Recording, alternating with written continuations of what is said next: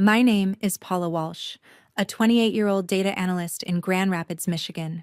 Through sheer grit, I built a solid career, a stable life, and a home of my own. But when I was in college, my parents made me pay my own way to keep things equal with my brother.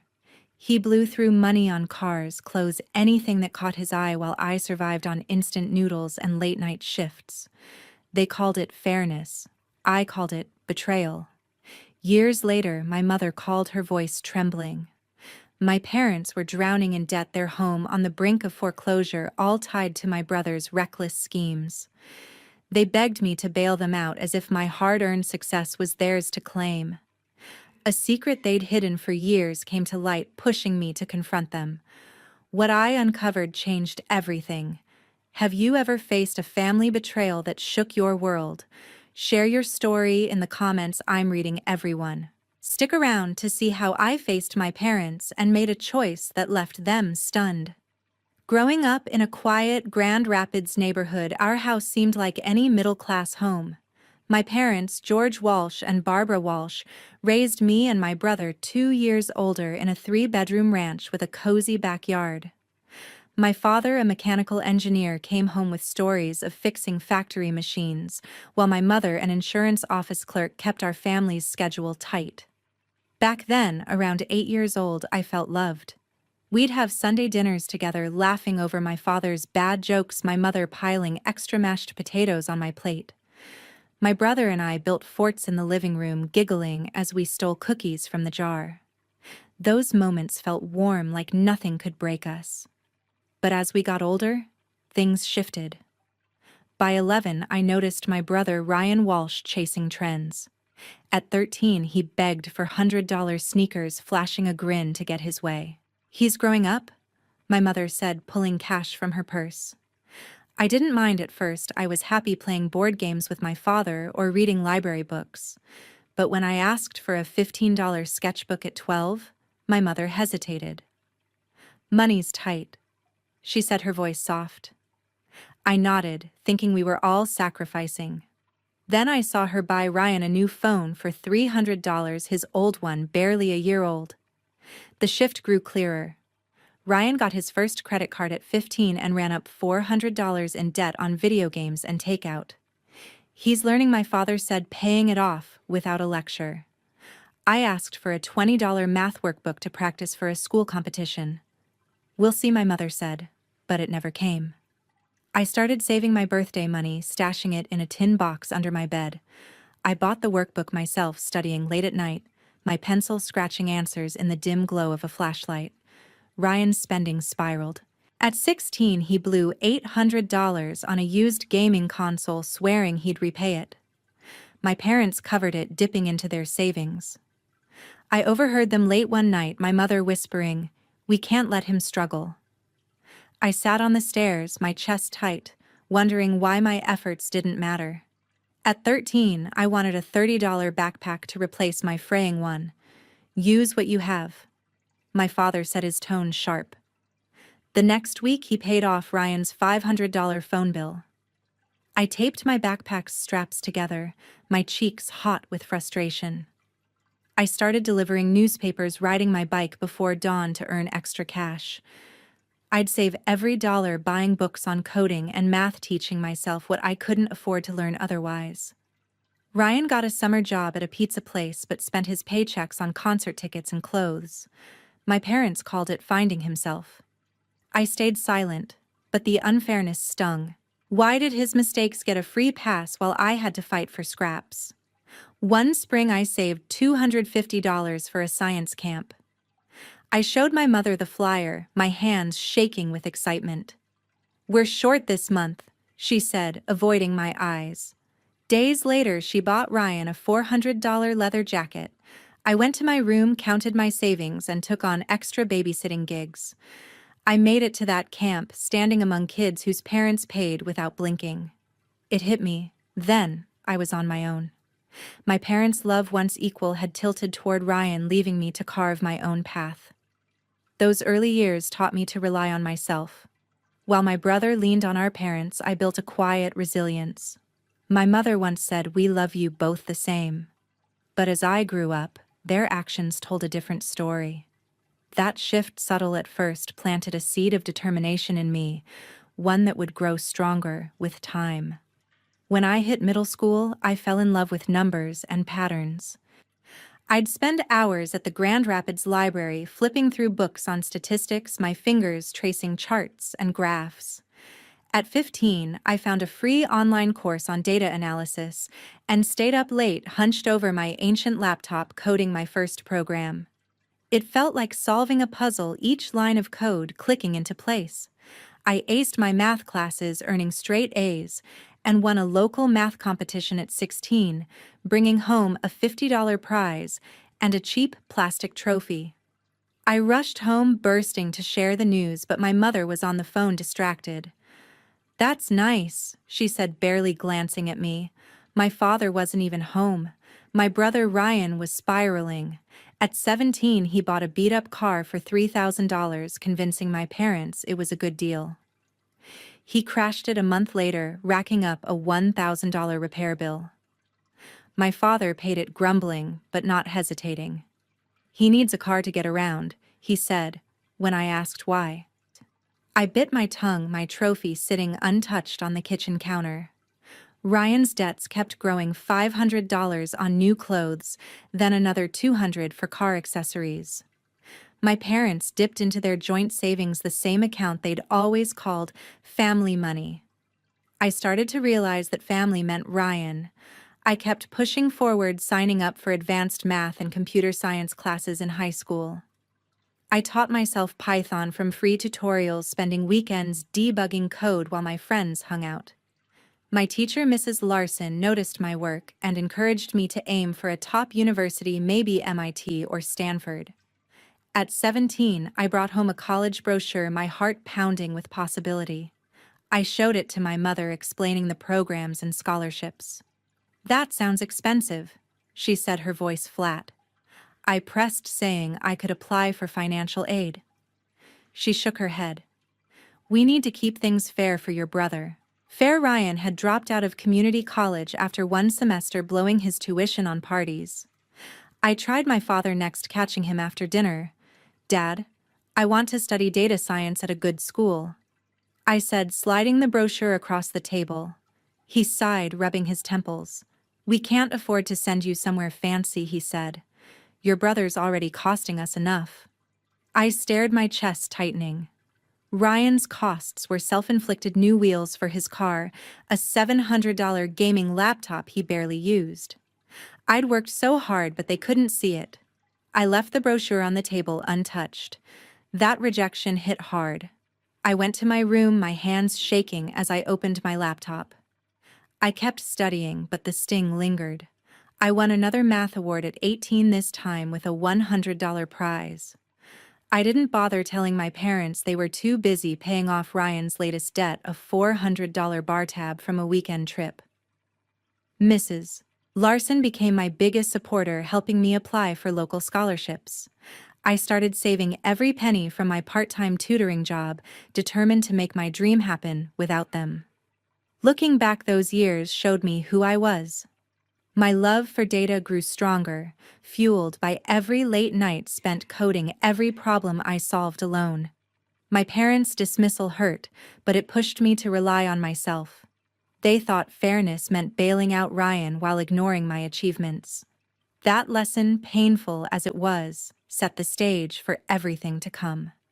My first day at Grand Valley State University was a mix of hope and exhaustion. I chose the local school in Grand Rapids to keep costs down, relying on a modest merit scholarship and a student loan that loomed over me. My dorm room was cramped with creaky pipes and a flickering light, but it was my chance to chase a data science degree. Tuition ate through my savings, leaving me counting every penny. I took a part-time job at a campus coffee shop, steaming milk and scrubbing counters until my arms ached. Most nights I ate instant noodles from a styrofoam cup heated in a shared microwave. Sleep was scarce. Some nights I got 4 hours, my eyes stinging as I pored over textbooks or debugged code for assignments, my desk lamp casting a dim glow. My roommate Lori King became my anchor. She saw my worn-out sneakers and bare fridge quietly sharing her snacks, half a granola bar, a handful of pretzels without making it feel like charity. "You're killing it," she'd say, her voice warm when I felt like giving up.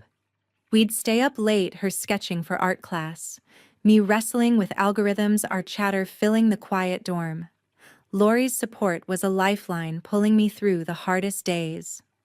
A few months in, I called home craving a connection. My mother picked up, sounding distracted. "Your brother's in Detroit now," she said. "We're helping with his apartment rent." Detroit was a 3-hour drive from Grand Rapids, but it felt like another planet. Ryan, now 20, had dropped out of community college and was chasing a vague dream of becoming a musician, spending his nights at bars. My parents were covering his rent, dipping into their savings to keep him afloat.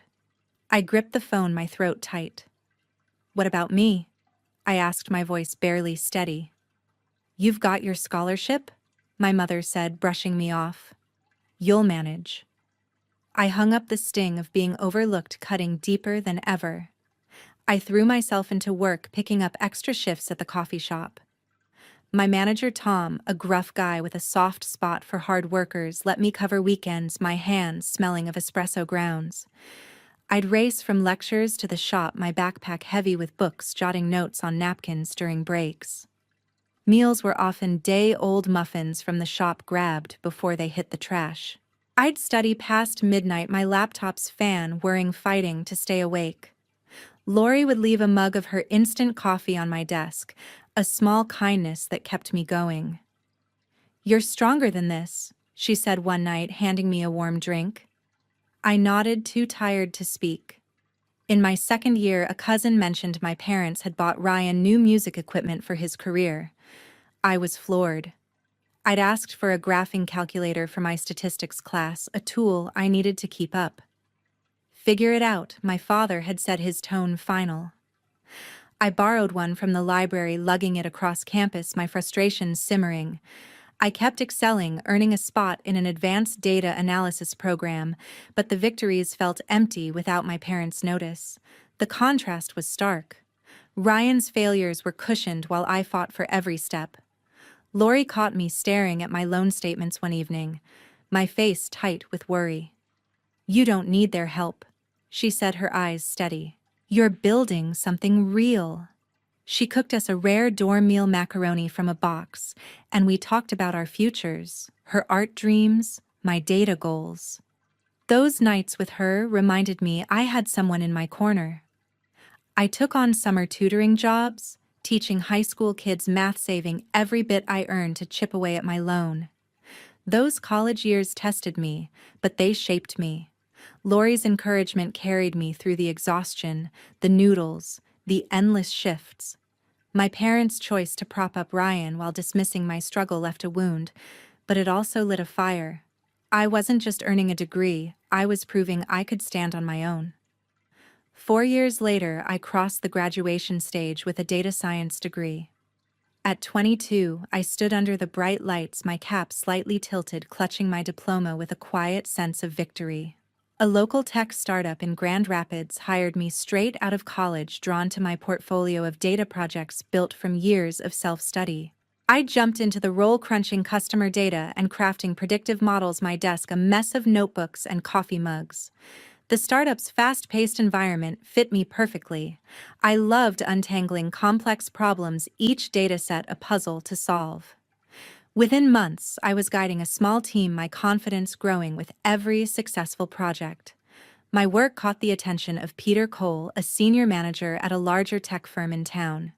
He offered me a position with bigger challenges, mentoring me through intricate algorithms and client presentations. "You've got a knack for this," Peter said one afternoon, leaning over my laptop to review a model. His support felt like a steady hand, helping me sharpen my skills. I climbed the ranks, quickly landing a data analyst role, my days packed with coding and strategy meetings. The work was intense, but it was mine, a testament to what I'd built on my own. 3 years later, I bought a small apartment in Grand Rapids, a small apartment with hardwood floors and a view of the city skyline. It was a milestone I'd earned through my own sweat, a space that felt truly mine.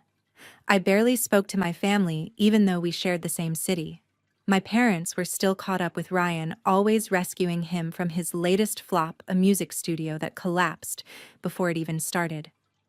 I'd hear fragments from relatives, my mother covering his bills, my father signing off on another loan for him. I stopped reaching out, the weight of their favoritism too heavy. When I ran into my mother at a coffee shop, she gave a strained smile and said, "You're managing fine, right?" I nodded, my jaw tight, and left without another word. Living alone could feel isolating, but my neighbor Nancy Ward changed that.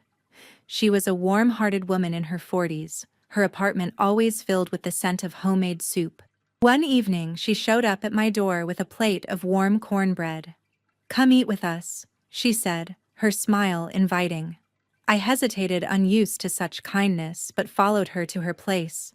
Her family, her husband, and 2 teenage daughters welcomed me with easy laughter, passing around dishes at their noisy dinner table. For the first time in years, I felt a spark of belonging, a warmth that eased the ache of my family's distance.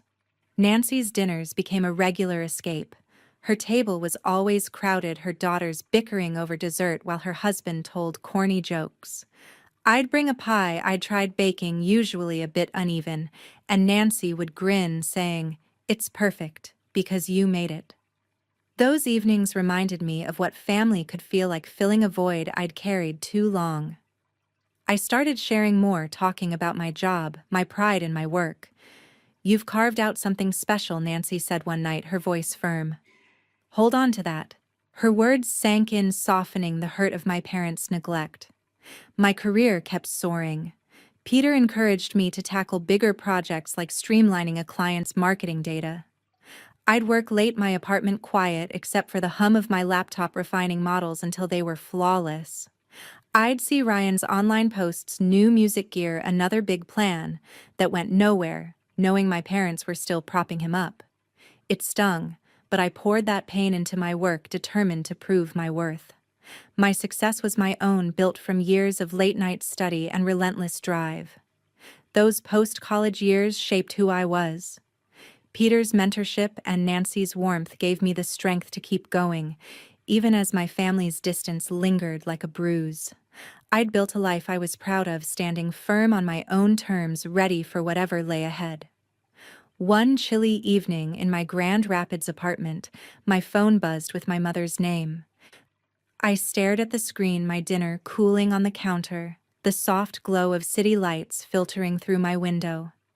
We hadn't spoken in months, and my stomach knotted as I answered. My mother's voice was unsteady, far from her usual sharp tone. "We're in trouble," she said, her words spilling out. She confessed that unpaid credit card bills and Ryan's latest failed music venture, a recording studio that never took off, had pushed the family to the brink of losing their home. My heart sank as she pleaded for help to fend off the bank. Then came the blow. "We used the money your grandmother left you." My mother said, her voice barely audible. A small inheritance from my grandmother, meant for me to build my future, had been siphoned off to fund Ryan's dreams. They'd kept it secret, never asking my permission. My breath caught a wave of betrayal washing over me. I'd clawed my way through college with loans and coffee shop shifts, surviving on instant noodles, while they gave my inheritance to my brother. "How could you do that?" I asked, my voice trembling. "It was for the family's sake," my mother replied, brushing off my anger. I hung up my hands, shaking the sting of their deceit sharp in my chest. I paced my apartment, the hardwood floors creaking under my steps. That inheritance was more than money. It was my grandmother's faith in me, a lifeline I'd never known I had. The unfairness I'd felt for years now burned fiercer, a wound ripped open. I needed clarity, so I called Judith Neal, my colleague and closest friend at the tech firm. Her no-nonsense perspective always grounded me. We met at a cozy cafe, the hum of conversation mixing with the clink of mugs. Over steaming coffee, I laid out everything: my mother's call, the stolen inheritance, Ryan's string of failures. Judith leaned forward, her eyes intense. "They've gone too far," she said, her voice firm. "You've built your life without them. Don't let them take advantage now." She urged me to confront them face to face to demand the truth. "You're not their doormat," she said, her words cutting through my doubt. Her resolve fueled mine, a fire igniting within me. A few days later, an invitation arrived for a cousin's wedding that weekend in Grand Rapids. My parents and Ryan would be there, and I knew it was my chance to face them. The elegant card sat on my table, its gold lettering a stark contrast to the anger simmering inside me. I spent the week replaying my mother's words, each memory sharpening my resolve.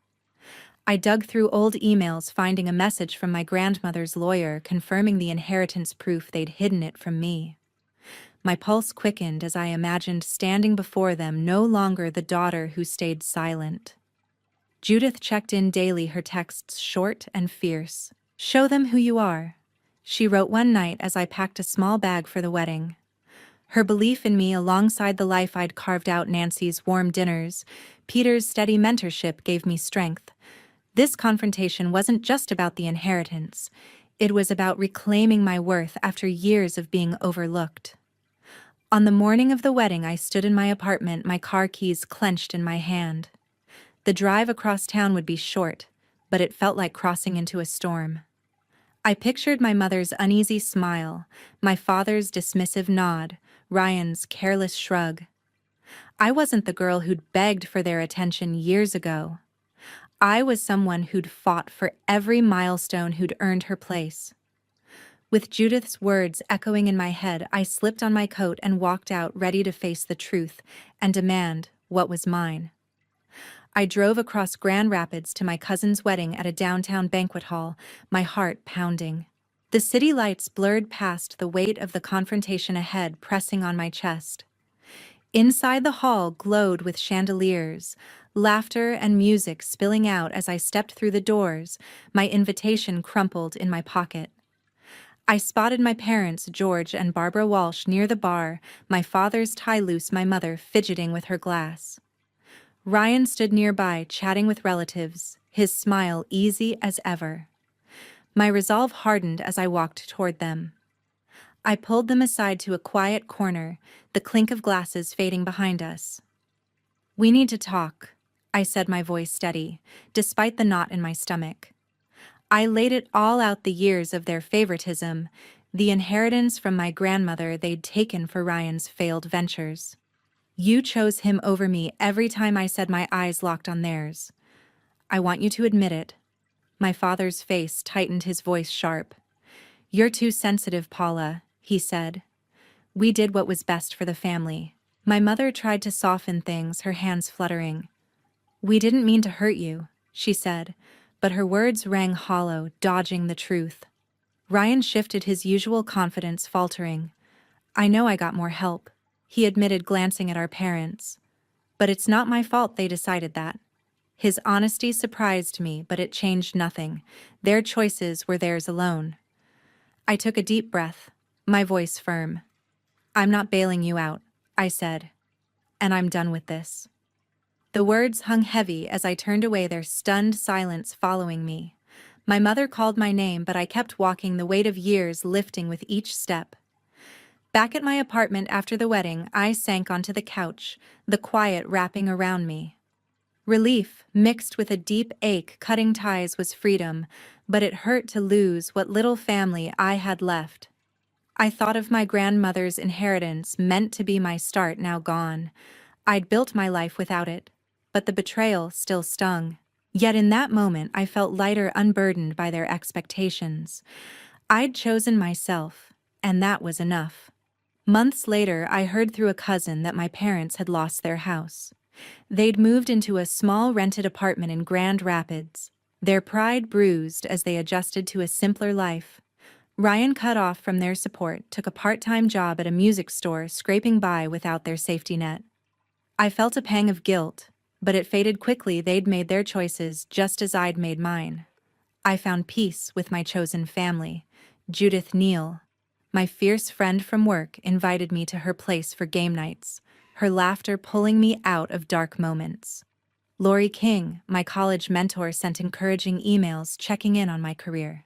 Nancy Ward's Sunday dinners remained a haven, her warm kitchen a reminder of what family could be. My career thrived. I led bigger projects at the tech firm, my confidence growing with each success. I'd built a life on my terms, surrounded by people who saw my worth. Looking back, I learned that setting boundaries, even with family, is sometimes the only way to protect yourself. It's painful to walk away, but holding on to your own value is worth it. I'm grateful for those who supported me: Judith's blunt wisdom, Lori's steady guidance, Nancy's open heart. They showed me family isn't just blood, it's the people who lift you up. To everyone who's followed my story, thank you for listening. It's not easy to share these pieces of my life, but I hope they resonate with you. If you've faced similar struggles or had to set hard boundaries, I'd love to hear your thoughts. Share them below. What's your story?